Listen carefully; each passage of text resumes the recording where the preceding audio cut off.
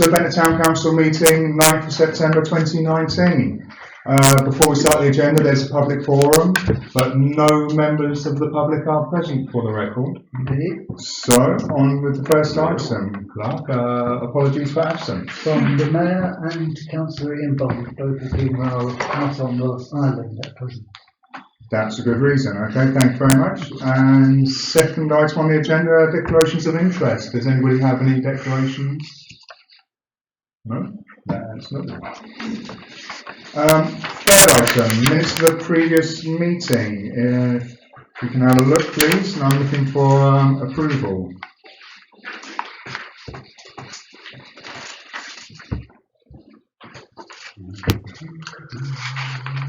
I move, Chair. Jason Mack would like to propose, and leave Councillor Geddes to a second. Would I be required to make a signature now? No, okay. We'll arrange that with you later. Okay, so. Okay, and for information only, there's the minutes of the last planning meeting. There's an interesting item. If anybody wants to see a case study and a long conversation about trees being cut down within the public forum. As I'm sure you're well aware, Brian. So that's for information only. Item number 4 is the finance report. David, could you be honest? Yes, Chair, thank you. The balances at the end of August, 300,654. The bank account has been reconciled to that date.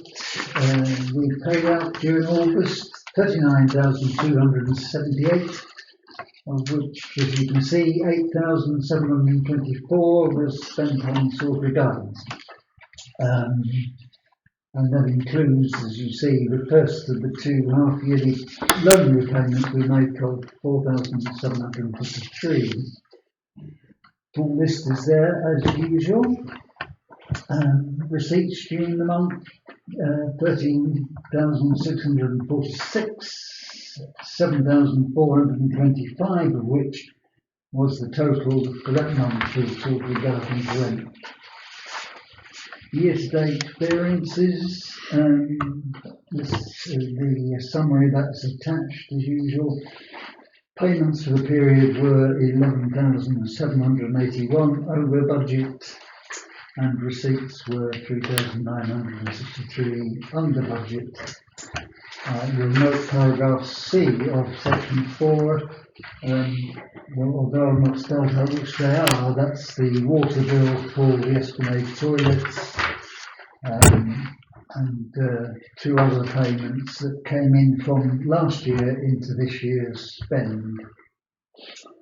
And item 5 is just to assure you that we haven't yet run into a VAT problem. The letter, if you've read that, refers to an underpayment in 1718, and we put that straight in 1890, so that's not a problem either.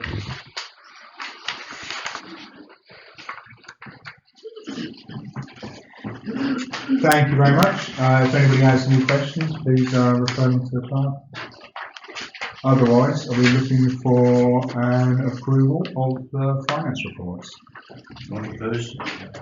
So, Councillor Lucas, and second, Councillor Marley.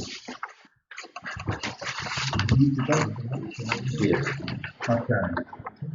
And all in favour, show of hands, please.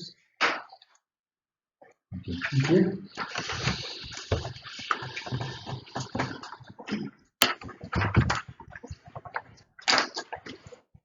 Okay, the 5th item on the agenda is the town centre improvements. I think we all are very familiar now with the background here. But the town council has agreed unanimously to include the town centre as part of the regeneration of the town for the amenity of the visitors and residents, to make their town centre more attractive, and in the hope that we can assist the local businesses in their survival and growth. And as you're all also well aware, there's been a very in-depth disability risk assessment carried out at the town centre, which has highlighted some very stark shortcomings. Continuing on, to remind you, Island Roads will be looking to carry out a resurfacing of the High Street, most likely next spring or autumn. at which point we have a good opportunity to also make some adjustments to the town centre, footways and so forth. So the report in front of you spells out very clearly the situation we're in. Section number 2 summarises the shortcomings that have been highlighted by the risk assessment. Section number 3 shows some of the actions that have been carried out to bring us up into the point where we are now. Most notably, the plan which has been put together by the Isle of Wight Council's highway engineer Gary Stretch and the Island Roads Network manager Kevin Burton. And there's 3 key points here. That is to improve the pavements, most particularly on the north side of the high street. To move the short stay car parking from the high street to central car park, and to improve the crossing points, and move the bus stop, which in my personal opinion is of particular note. Section number 4 details the changes to the central car park. That is the next item on the full agenda, so I think we can go more in depth then. Section number 5 mentions the public toilets. As you'll recall, at last month's meeting, we unanimously approved for the clerk and the mayor to continue discussions and development of that. And Section 6 highlights the funding requirement. Just a reminder that potentially this work can be funded from a loan from the Public Works Loan Board, which would then amount to a cost to the residents on the council tax of between 5 and 10p per week. So that leaves us now with a recommendation which comes in 2 parts. Firstly, to ask the town clerk and the community development officer to develop arrangements for consultation with traders and residents. And secondly, to agree to fund the detailed drawings from Island Roads and a planning application following the consultation in an anticipated total of up to £5,000. So, based upon that background, I'd like to open the conversation up. Do any councillors would like to make a contribution at this time? Councillor Lucas? I think the traders are going to have a lot to say about this, and hopefully it will be positive. Because they will see the benefits. I do worry a little bit about the unloading facility, because quite a few of them unload along the high street, not only just boots people and whatever, but that's a fairly small provision for unloading. I'm also concerned about the capacity in the central car park to take the additional cars. Because over this summer I've been sort of making a sort of straw poll of the parking, and it's been very full. There were occasions where it was absolutely full. And one of the problems there is the number of people with long-term passes who just leave their car there, which is a bit of a problem. So I think the consultation will bring out a lot of useful points. And I'm very, very pleased to see that we're not going to go ahead with formalising any particular plan until we've heard their views. And as we said the other day, it's very important to get them on side. And I understand that we're going to do a sort of PR exercise in making people aware of the need for it, not necessarily the solution, but the need to start off with. Yeah. Please. I totally agree with Brian, and I think that the traders, particularly in Pearse Street and High Street, obviously affected, and so it's relatively easy. I would suggest that having one-on-one interviews with each and every single trader. Perhaps some of us here could undertake to do that. And as far as residents go, I wonder if this is just a suggestion at this stage, but it might be useful to do something like an open day where councillors and officers are available. And if we could find the right spot, it could be the foyer, the winter gardens, we haven't asked them or anything, but where people could come along and look at the plans, question things, because these things will all be online now, if they're not already. And that might be one way of engaging with residents, other than the way that we do by meeting people in our respective wards. Councillor Mann, please. I agree with Councillor Lewis's proposals there. In this case, that the consultation would happen in advance of the plans, so therefore we won't have the plans to present until we've done the consultation. So, which I think is a better way ahead. We should have some draft plans, so otherwise we won't have any basis to the conversation. Oh, yes, but I mean, It's the concept. it's getting some understanding of the issues around safety and accessibility and so on. That have to you have to understand that first before you can then look at any proposed plans, really. Please, Councillor Jess. I'd just like to point out that Island Roads is going to be doing this work willy-nilly, and they're not coming back. This is a one-off chance that we have. They're not going to be back for 20 years or more. So there are time constraints. This isn't something that's going to sort of dribble on and on. We need to, consult, come up with something decent and put it into effect before the tarmac starts going down and the stones start coming up. Because if we don't, we won't get any of these. We won't get basically the modernisation of accessibility provisions, which is what this is about to some large degree, isn't it? Just making it so that it's easier to get around town, and all the things that we've put up with for so many years can actually be, eased and smoothed over to make it into a more of a easier to get, easier to use, instead of that's the way it is and we just have to put up with it. That's the opportunity we've got. Yeah, I think you're absolutely right. Is that is unfortunately where we're at. We do feel like we have to put up with these things, but no more. We can bring that to an end. So there's a number of points. There's a technical elements and also a consultation, and the comments are appreciated.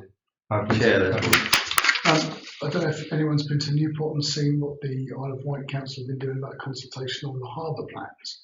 They've actually taken a unit in the High Street, and they've got representative drawings up there, and they're inviting everyone in, fill in comments sheets and draw things on the board, and it's a really great way of getting, mums with toddlers in there to give their views. It's a great way of doing it. So I get the forum of the Winter Gardens. If we did it actually in the High Street where the problem is, come in and give us your thoughts on this. And there's plenty of vacant stuff on the High Street. We could go and borrow one for a couple of weeks. So the current recommendation is to ask the town clerk and the community development officer to develop arrangements for the consultation. But clearly, this is such a big issue. It's going to affect the town forever, frankly. Perhaps at this time we could broaden the arrangements for developing the consultation to have additional councillors put input into that. Community development is tomorrow evening. Yes. So can we recommend a method by which other councillors can make some inputs in advance? I think there's all councillors are here.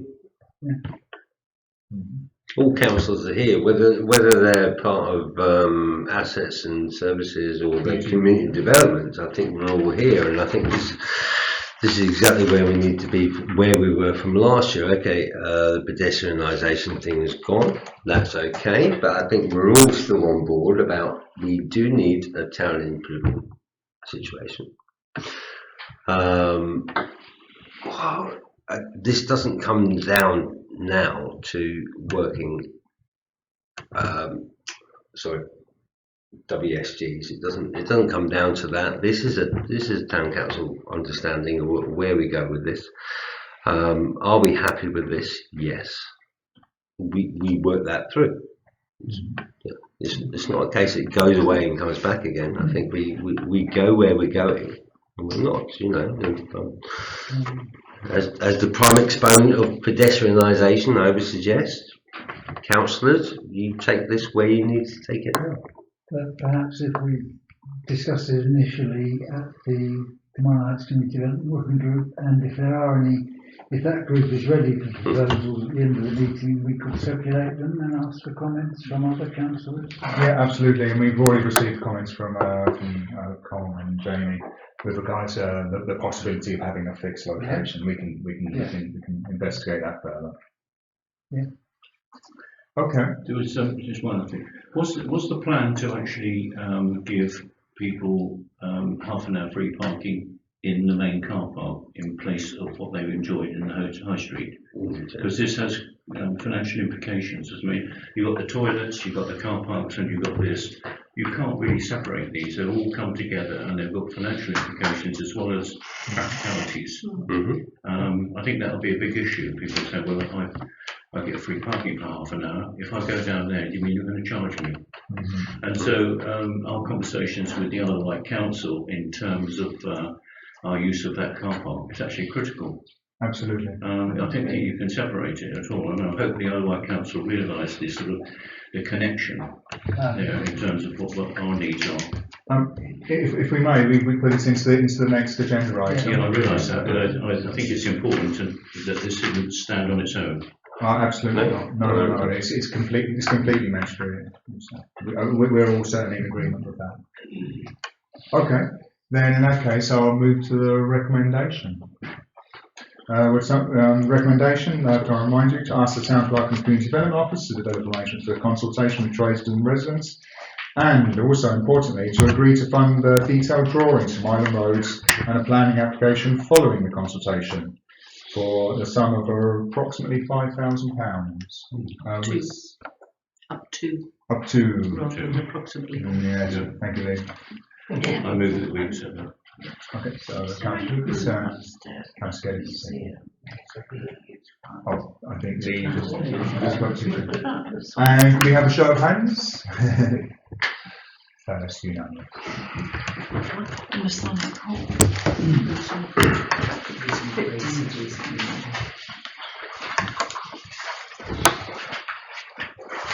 So, moving swiftly on and linked directly into the last item. The purpose of this report is to update members on the project of the Town Council taking on the ownership or management of the Central, Grove Road, Eastern Esplanade and Lafalace car parks. So as everybody is well aware, we're currently managing 4 car parks, and because of considerable potential advantages, there is a hope that the Town Council will be able to take on the management of the other 4 car parks as mentioned. Within the last week, I believe Jason has attended meetings related to this, so if you can introduce for us. I can, and it comes, and I have attended a meeting with Stuart Hutchinson, Deputy Leader of the Isle of Wight Council, Director of Resources, which I think is more important what he is than where he is within his own council. But yes, we'll mark on this. We have done in April, I think we put again into the Isle of Wight Council, but we put into them for our business case for taking the rest, as you quite rightly say, Chair. We have run 4 for almost 4 years now, and very successfully, not giving up anything else, but this town needs to understand that it takes the rest of the car parks for its own benefits, and the benefit that is the flexibility within. It's not about taking money off the Isle of Wight Council. Again, as we stated to Stuart Hutchinson, Deputy Leader, last week, because we can do what we need to do. We are where we are. Now, the restrictions to that still are that Isle of Wight Council are conducting a, what's it called again? Oh, a review. Yeah. A review of what they do in their parking services. Now, That's been 3 years in the running. It still hasn't come out. We continually say to them, we can be your pilot, we can be your place. That's not going to come about, evidently. But we're still there, so it's not an issue. I mean, we will still keep pushing it. What I like council want, I don't understand. What we want, we completely understand. And that's the difference. So whether we continue to go or we don't. Then moving forward, as you see in section 2, item E, says that both officers from both councils will meet in the next week to agree how the short stay parking provision can be accommodated in the central car park, as well as in the wider context that could allow a subsidy element for that relocated parking to be subsidised by tariff adjustments in the other car parks. As councillors will know, it's quite a complicated game to try and balance the parking requirements moving from the high street into the central car park, as we've discussed, and it's also a very complicated matter for the council to ensure that the revenues are not negatively affected, and obviously we don't want the costs of those car parks to come onto this council, and therefore onto the precept. So you'll see that the recommendation is to take another 2 days from a specialist consultant. Can I just add a bit in response to Councillor Lucas's comment earlier on in the previous item, because obviously we share that concern as well. And Councillor Marvin was at the meeting with Stuart Hutchinson as well, and I think certainly the impression I got was that they were open to discussion. Yes, no sense very of much closed so, door. yeah.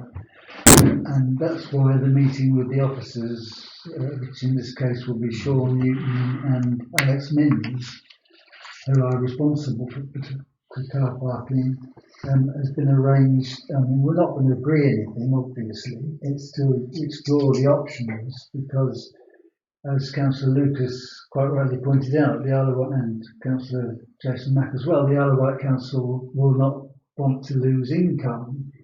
So the easiest, the simplest method for solving the problem of providing some subsidies to the car parking that replaces, if it does, the high street on street parking, is for the town council to have control of all four, and therefore to subsidise the reduced parking income that will result from central by increasing tariffs elsewhere. And that's the option that I still think is the favoured one.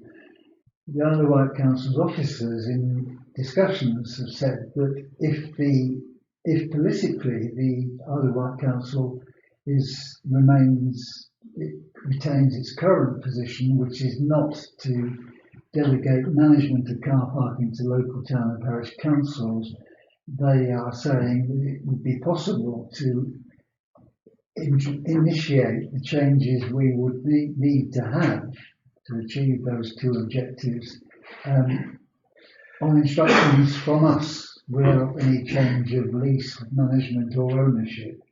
So there are two options for this. The reason why I bring you the recommendation I have is that I'm sure those of you certainly who know about car parking and its income and variances in it, and certainly those of you who were involved in the discussions 4 years ago will know it's extremely complicated. And my concern is, again, the argument for taking over all four car parks is strengthened, because if we get the initial tariff distribution wrong, i.e. if it doesn't produce sufficient income to pay the rent, we would be freer to change it and amend it accordingly than if we have to go back to the Isle of Wight Council and ask them to do it. But in either case, I think it's really important that the town council has the advantage of the advice of a professional, both in the initial and guidance on what other things might stem from any initial decisions that are taken. But those of you who were involved 4 years ago met Andy Stafford. You've read his report. It's still available for those of you who weren't.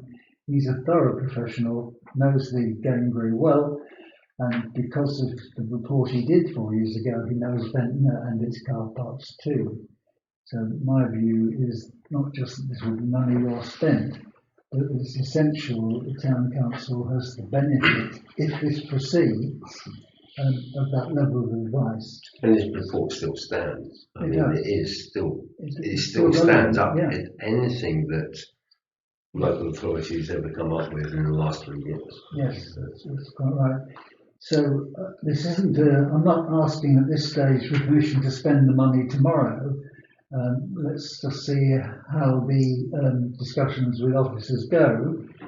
But the next town council meeting is 5 weeks away, and I would rather be in a position to commission that work if the openings arise, as I think they probably will, through the officer-based discussions, which had the backing of Stuart Hutchinson. He was there when it was agreed those discussions would take place. So, and I have a lot of confidence in those two officers, having worked with them a lot over my time here. So anyway, Chair, sorry about the length of that. Oh no, that's perfect. And just as an addition to that, as a councillor, I had the same understanding about Stuart Hutchinson and what he was saying from a council point of view. Yeah. So we're not being partisan here. We're just we're understanding of that. These people are really coming to the table now. Yeah. I mentioned the capacity of the central car park as one of my concerns. At the top of the central car park, there's about a 3 metre margin of greenery, and I was wondering whether that could be paved and a new lining arrangement to get more vehicles in. It seems, I mean, apart from the fact that Island Roads don't really want to trim the greenery, it seems to be a wasted parking opportunity. Can I respond to that, Chair? Councillor Lucas, Nick Cox has already examined that precise area of ground, and if this proceeds, we would be interested in redesigning the layout of the central car park. Right. Because Nick believes from his time last Saturday or Sunday, I forget which, of measuring and looking and poking about as he does, that we could accommodate as many extra spaces as it would need to take on board the High Street provision. Good. Okay. Yes. Well, it's obviously very good news. I think, despite the fact that the Isle of Wight parking strategy might have been gathering dust for the last 3 years, we can be very happy that there's some positive sounds coming now. Okay, would anybody else like to add anything? In which case we'll move to the recommendation. The Town Council is recommended to agree to fund 2 further days consultancy from Parkspace Consulting at a cost, including expenses, of up to £1,500. Can I have a proposer, please? Councillor Marvin. And a seconder? Councillor Mann. And a show of hands?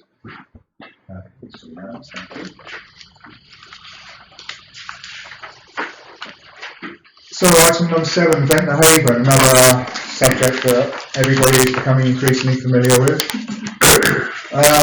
Background, as we know, seaweed rotting in the sunshine, producing hydrogen sulfide, making big problems throughout the town. And the problem now is Isle of Wight Council, budgetary, because of their budget cuts, they were no longer going to be able to fund, or they're hoping to no longer be able to fund the £75,000 a year to remove the seaweed. Cheetah Marine, who are currently pumping the seaweed out of the haven, their boat and pumper now needs replacement at considerable cost. And it has been judged by Royal Haskonians, who are the marine engineers, that there's no other solution other than the continued arrangements.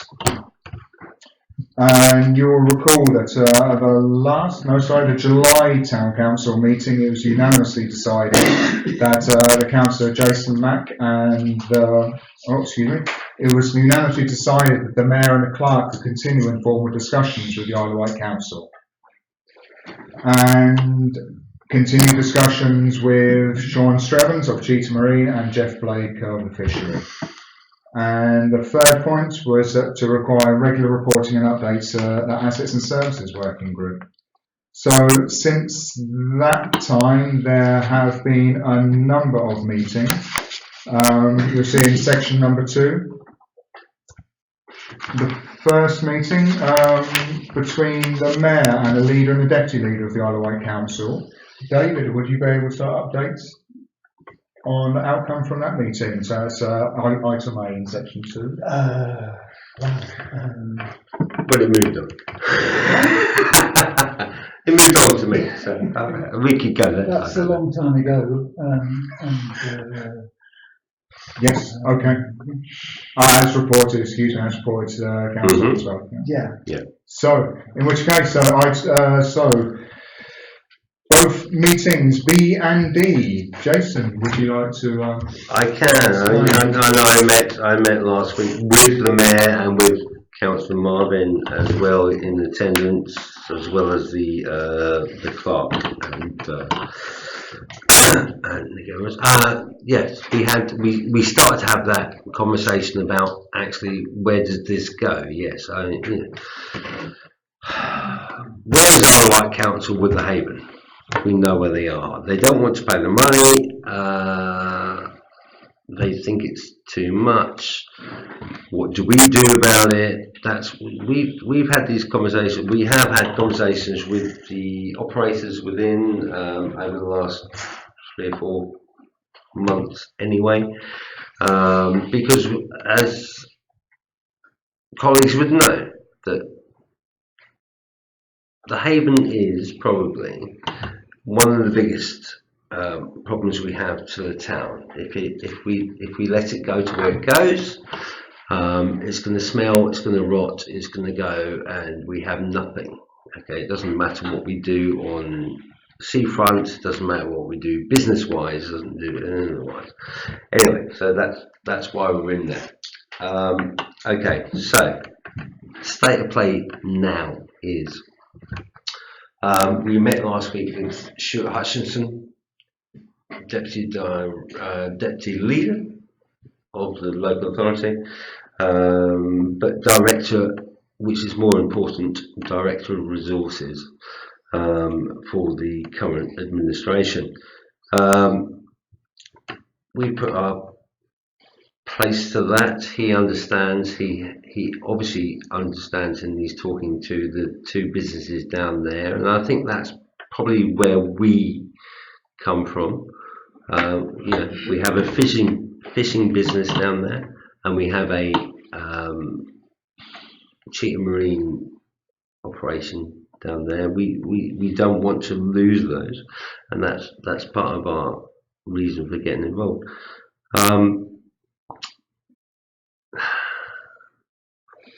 Very good conversation. I've got to suggest, and I think that I'm covered by other members on this situation.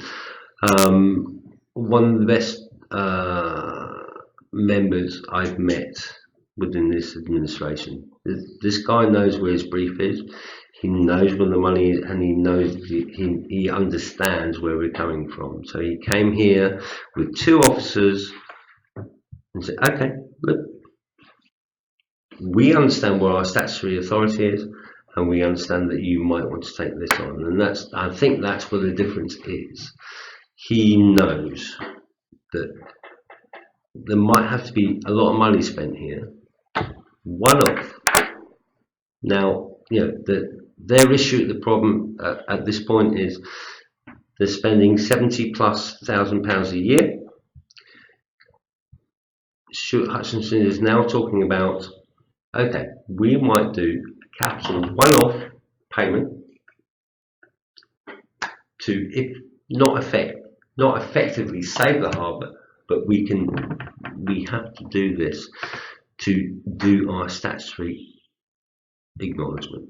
Okay, all right. So they might come up, because what's happening at the present time, Sean Strevens, who is Cheetah Marine, who's acting harbour master, they are paying him. They're paying him £70,000+ a year, they don't want to do that. If they come up with a situation where they go, oh, look, we can do a one-off payment, we can make the situation work on a pump that works, that could be a good thing for them. Okay, but that offers to the town council, with the two current businesses there, to make that situation secure for the town. And I think we can only ever be here for the town. That's what we'll ever be here for.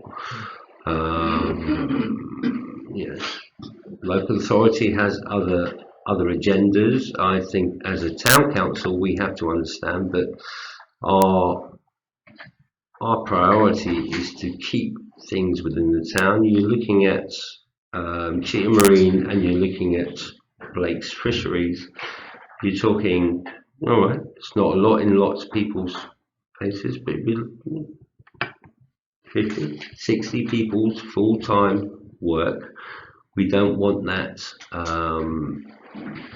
skilled occupation going elsewhere. So this could be something that could work for that. So they're very willing to come forward with it.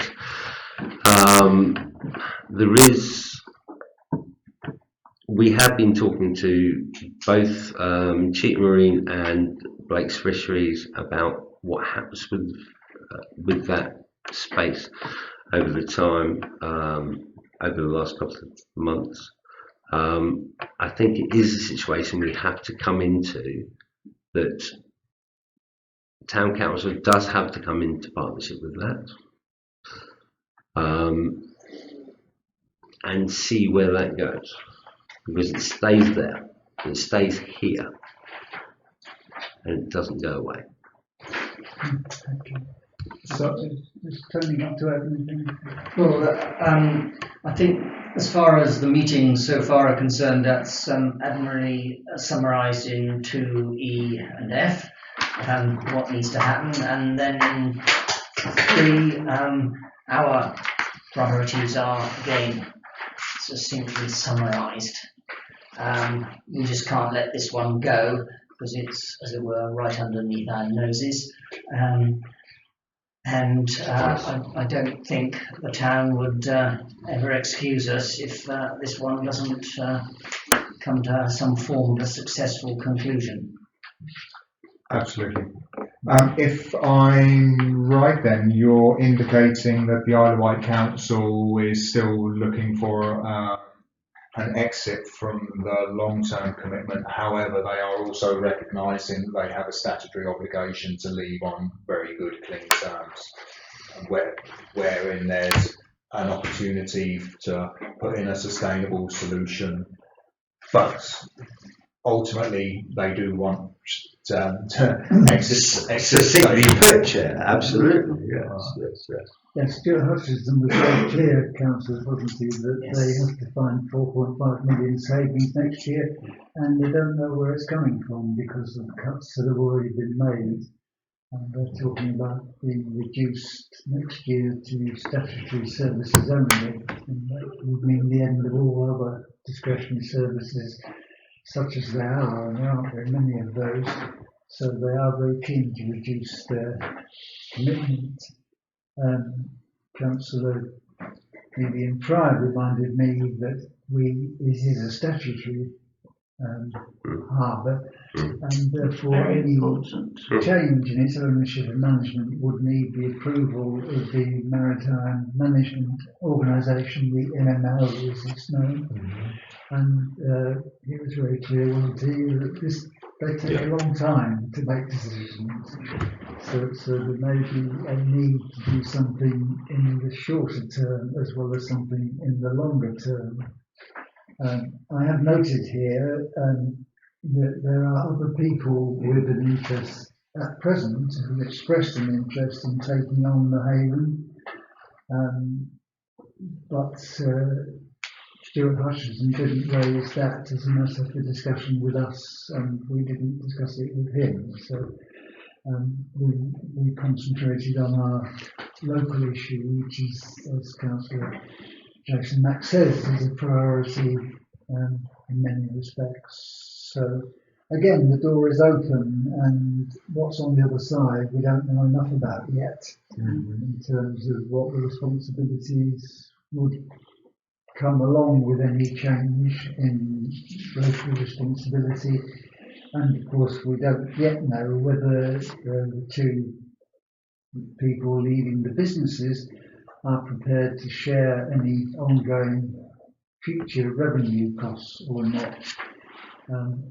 We do have another meeting planned with them for Thursday morning of this week.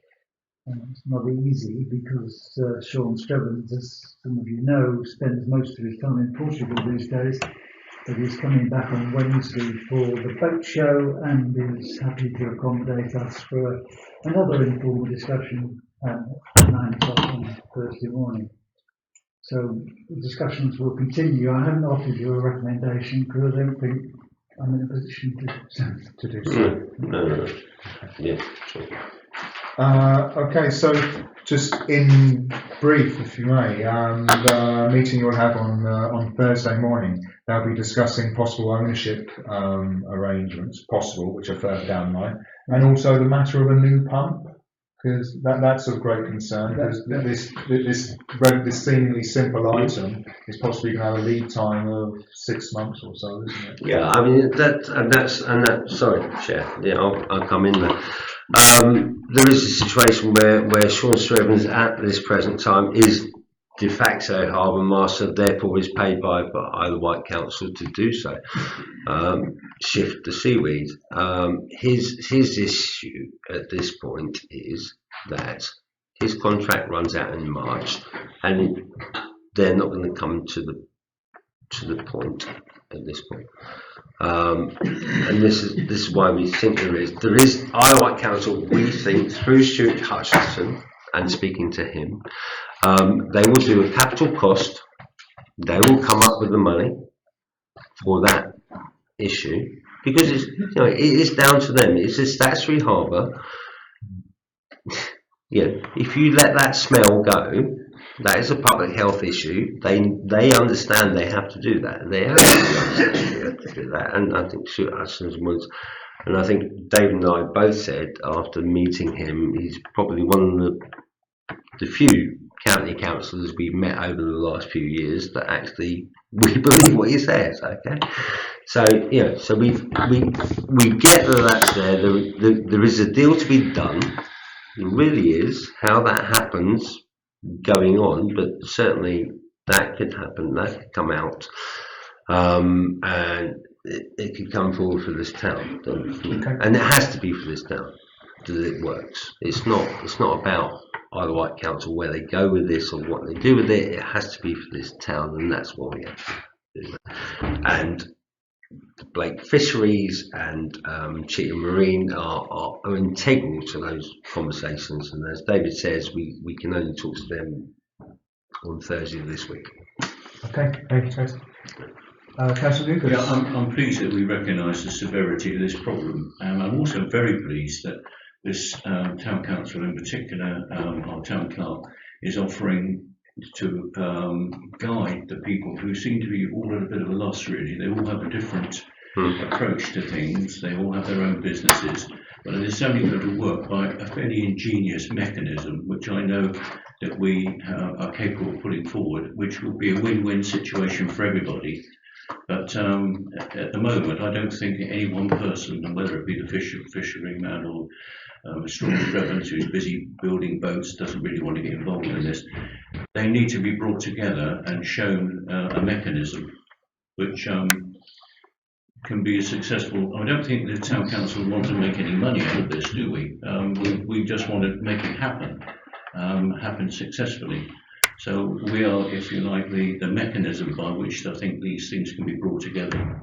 And certainly we have the skills within this town council for grant applications, which is one of the things which they definitely want, and will be one of a little salvation to them if they are stuck with a difficult financial situation. So I mean, I think it all looks positive at the moment, providing all the parties buy into the solution that we're putting forward, or we uncover. Okay, Yeah. thank you. Yeah, I concur. It is looking positive after several months of being quite the opposite, so we can all be glad for that.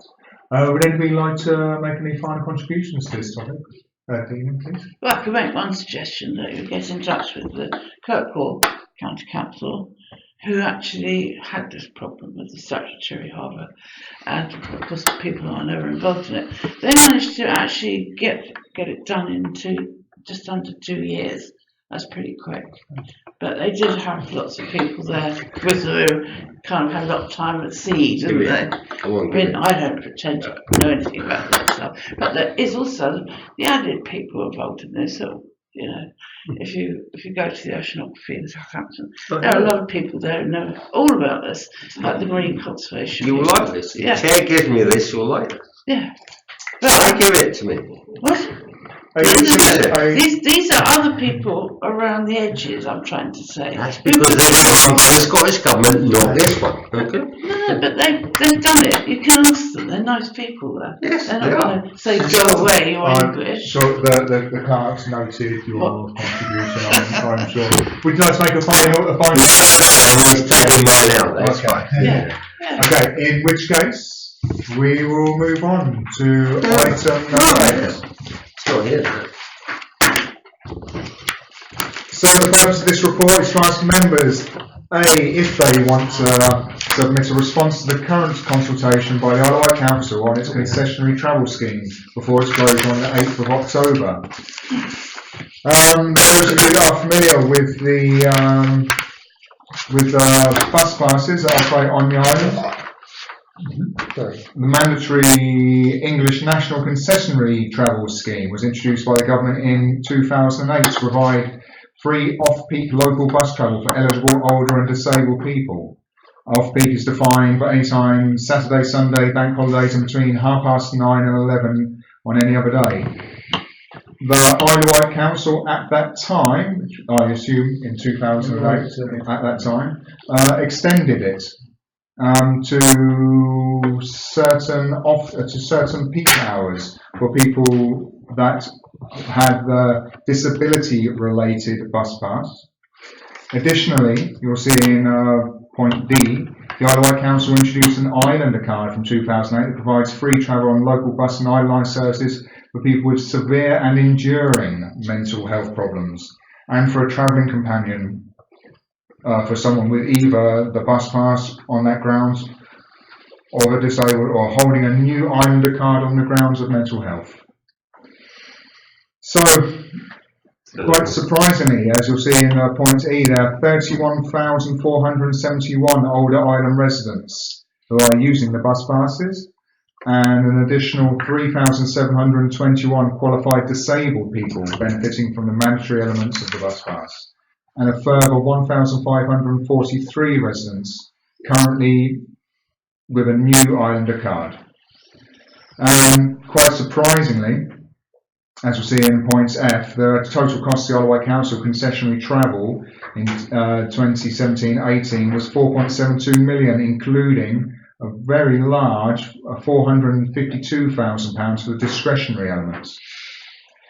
The proposed changes are to remove the remaining discretionary concessionary travel enhancements and retain only the mandatory English National Concessionary Travel Scheme. As you can see in the diagram below, the second row, we lose 3 elements from there. That's any rail travel and also the peak travel on the bus. And then the Islander card, which is the last 2 columns, is to be removed completely. No. So, I put it to the council to discuss and to decide if we wish to make a response to this. Councillor Lucas. Sorry, I'm hopping mad about this really. I have a concessionary bus pass, but I don't really need one. I am fortunate enough to be able to pay for the bus fare if I need to. and yet I get this concessionary fee, and yet a lot of the people who are having this concession taken away can't afford it. So I think they need to put some mechanism whereby they're more selective about the standard bus pass, or asking. I mean, if I pay £2, for instance, every time I get in a bus, show my card but pay £2, it would probably pay for that. And yet, I think that a lot of people are able to pay, and you can get it free. It's ridiculous. So I mean, they're taking it away from people who can't afford it and giving it to people who probably can, Yes. selectively. Yes.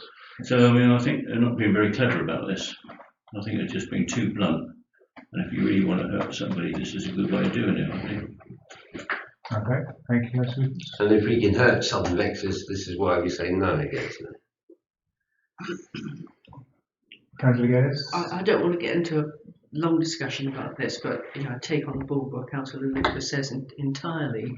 But the trouble with making benefits means tested, as you know, is people don't take them up, and it becomes complex, and it becomes complex. It becomes expensive to administer. So the fairer it is, the more expensive it becomes, and the lower the uptake is. And I think the older person's bus pass, which I have as well. I mean, my older friends is an absolute lifesaver, and without that payment out, by the Isle of Wight Council is well accounted for by the fact that those people would need all sorts of extra adult social services help if they couldn't get on the bus and go and do stuff. So I appreciate the complexity of it, while agreeing with you that it seems silly to not pay for something when you can, while somebody else say can't get to work, and that's effectively the removal of the on-peak mental health provision. It's just somebody who wants. It's somebody with mental health issues who needs to go to work. It's one more barrier for them. The other thing is a lot of these concessions are taken up by visitors to the island. They come on a coach to Shanklin, stay at Dacia's, and then they queue up and get on at 9:30, all getting a free bus. Yeah, but that doesn't go away from. We're having a quota. I mean, that shows that really that it's going away from the pure residents. But this is a national scheme, though, isn't it? Yeah, There's no quota. I mean, presumably we can't tinker with a national scheme. My understanding is that approximately 20% of the £4.72 million is actually for visitors. Yeah. However, it's believed that's fair. So last week I was at a meeting of the LAF, which, for those of you who don't know, is a local access forum. It's primarily concerned with footways and bridleways, but this subject did also come up as well, because the LAF is being consulted about it. The general manager of Southern Vectors was there. He was very keen for people to respond to this consultation, and he himself was defending the scheme. And it was also mentioned that approximately 20% of the usage is by visitors. However, that's lower than some other counties and higher than others, so it's fairly average. And it's reciprocal, of course. I mean, the point I would make for that one is if 20%, but how much would they lose if these people didn't come to them? Because it's one of the attractions. Well, specifically here, it's really the changes are concerning disabled people and people with. The clue is here: severe and enduring mental health problems. It was also mentioned at the meeting, somebody who's done some research into it, that surprise, it could actually be a false economy. Because, as you point out, people are having to attend appointments, they're having to attend training, they're wanting to attend training, they're wanting to attend jobs, and with the removal of the travel before 9:30, it means you can't, for many people, they can't get to Newport before 10:30. It means they're out of courses and so on. And then we know that if people are not going into work and training and other things they have a need for, then the costs just pile up in other areas. Unfortunately, as we know, it's very difficult to account in that manner. But please. Well, we have had that, and we've had that in recent times in this council. And we've gone against that in that respect, because in the mental health aspect, this has gone away already. So those things are already happening. So we come back to the question: do we wish to submit an official response as a town council? I think it's always worthwhile, so that the Island Council get every possible input that may well sway the thing one way or another. But I think the line to take is very much along what we heard and from yourself as well, the potential for a false economy here. So if I can propose that we say it now or we don't. Absolutely. Now is the time. It's a consultation, so we We should also come up with some examples of where this false economy might lie. Otherwise, it's just a sort of a comment. If you mention things that people have got with special pass might find more difficulty doing and therefore have costs somewhere else. I think if we illustrate that on a couple of instances, it would help our objection to it. But I'm assuming we're objecting to it. We see quite a unanimous feeling here. So which just leaves us to say who would like to participate in drafting a letter. Any suggestions? You know, do it? Yeah, you're aware of the. Council 11-9. Yeah. I'm talking to you now. We could come up with those quite quickly, I think. Okay. And Brian, would you also like to partake? Yeah. Okay. Yeah. Okay. Then I propose. Then do we have a proposer to A, respond to the council, and B, to the three councillors? Show of hands. Okay. Thank you very much. So, last item. Yes, I think you tell me wrong. 6 items here. The self-help parishes health and wellbeing forum is still enjoying a healthy life, and as you can see, the latest meeting was this week. Was last Thursday, so at Chillison Village Hall, and very good, useful speakers, and they were actually joined by Mark Rawlinson as well for the community services section of work. I'm very pleased with their own CQC report, community services that is. A note about the diabetic eye screening service and accessing the green room, which is really good. I couldn't resist the reference in paragraph B to the fact that people were directed to Sandown and didn't want to go there and look for a Ventnor venue instead. Or they might pass that on to the health visitors bottom.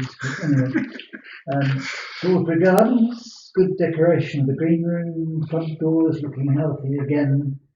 The health visitors have now gone, and the NHS agreed to pay the cost of restoring the room at the end of their 4.5-year period. They've been there a long time. And as you can see, there have been some internal room changes that Alison has been busy organising and are now in place. Baby Box, just a reminder of the ongoing work of that particular group, and you can use that is the link that's there either directly from the report, or you can type that into a browser, and the film is not passworded, so you can have a look at what they do. Very good film, short, but very good. Jim's Too Good still at work, together with Brian Roberts, on solving the problems of guttering both here and on Bunker's fields. And the working groups are still working, thankfully. Thank you, Chair.